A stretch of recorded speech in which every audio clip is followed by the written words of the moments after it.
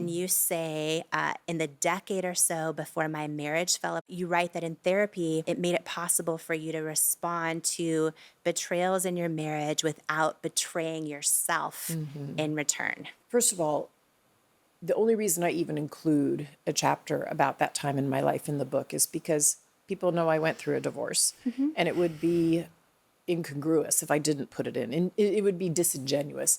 Yeah. And as you said, so many people unfortunately go through it, and it Yeah. is hard, right? Mm. Really hard. And it's hard for everyone involved, including the kids, including and for sure the kids. So I included it for that reason. Again, to use your word, or to use a different word, I didn't feel like I got to a point in my marriage where I felt like I absolutely knew what my values were. I felt like we had agreed on our values as a couple going into the marriage. But I got to a point where I didn't feel like I could be fully integrated and live those values in the marriage because of some things going on around me that I had previously not been aware of.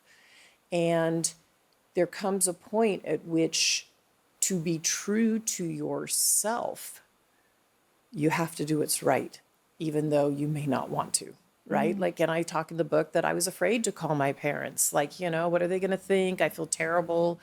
It's not what I dreamt of on the day I got married. But in the end of the day, like, I do think often about, and I have for a long time, I write about in the book my friend John Nielsen, who died in his 30s.